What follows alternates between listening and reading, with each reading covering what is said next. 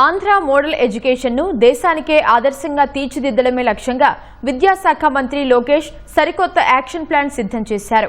ప్రభుత్వ పాఠశాలల విద్యార్థులను సొంత బిడ్డల్లా భావించి 100% ఎన్రోల్మెంట్ సాధనకు అధికారులు, ఉపాధ్యాయులు చిత్తశుద్ధితో కృషి చేయాలని దిశానిర్దేశం చేశారు.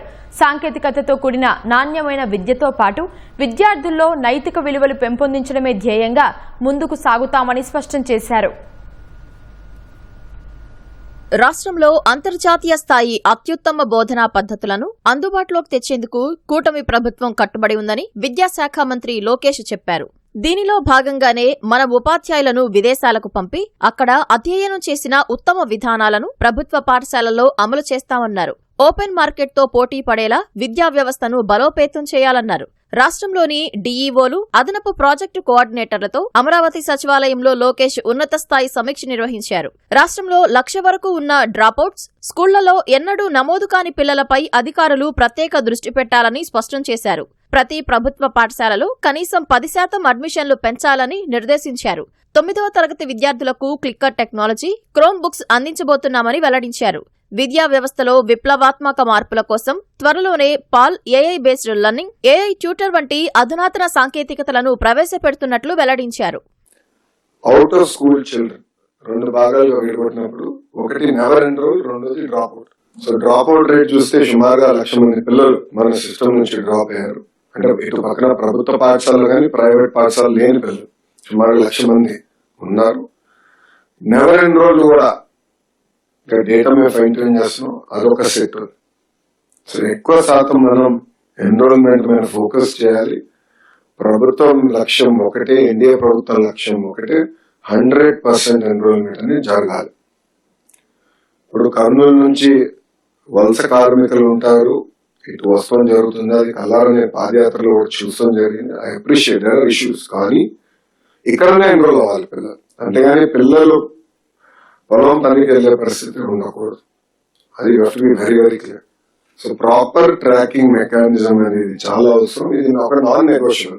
ప్రభుత్వ పాఠశాలల్లో కనీస మౌలిక సదుపాయాల లభ్యత ఆధారంగా స్టార్ రేటింగ్ విధానాన్ని ప్రవేశపెట్టినట్లు మంత్రి తెలిపారు. కడప మోడల్ తరహాలోనే రాబోయే 2 ఏళ్లలో రాష్ట్రమంతటా స్మార్ట్ కిచెన్ వ్యవస్థ ఏర్పాటు చేస్తామని స్పష్టం చేశారు. మంగళగిరి నియోజకవర్గంలోని నిడమర్రు పాఠశాలను ఇంటర్నేషనల్ స్కూల్ గా తీర్చిదిద్దటం వల్ల అక్కడ నో అడ్మిషన్ బోర్డు పెట్టే పరిస్థితి వచ్చిందని మంత్రి ఆనందం వ్యక్తం చేశారు.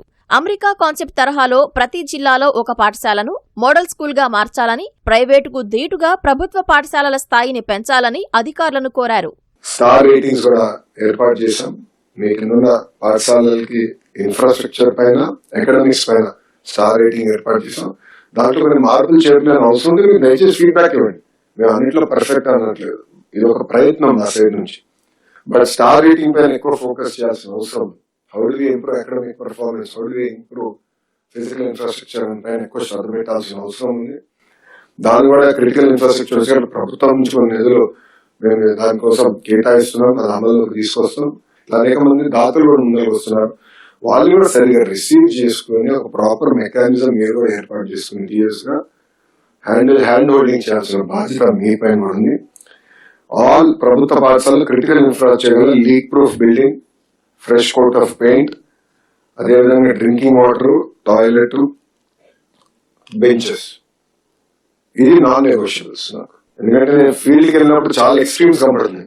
ఆ ఎక్స్ట్రీమ్స్ లేకుండా బేస్ ఇన్ఫ్రాస్ట్రక్చర్ అనేది అన్ని ప్రభుత్వ పాఠశాలలు ఈ గ్యారంటీ అనే పరిస్థితి తీసుకుని దాంట్లో మీరు ఎక్కువ శ్రద్ధ పెట్టాల్సిన అవసరం ఉంది. సాంకేతికతతో పాటు సమాజంలో మార్పు కోసం చాగంటి కోటేశ్వరరావు ఆధ్వర్యంలో ప్రతి శనివారం విద్యార్థులకు నైతిక విలువలు, జెండర్ సెన్సిటివిటీ బోధిస్తామని లోకేష్ తెలిపారు. 10వ తరగతి ఫలితాల సాధనలో శ్రీకాకుళం 14వ స్థానం నుంచి 5వ స్థానానికి చేరటం, కడప, గుంటూరు, తిరుపతి జిల్లాల్లో విద్యార్థులు మంచి మార్కులు సాధించడంపై మంత్రి హర్షం వ్యక్తం చేశారు.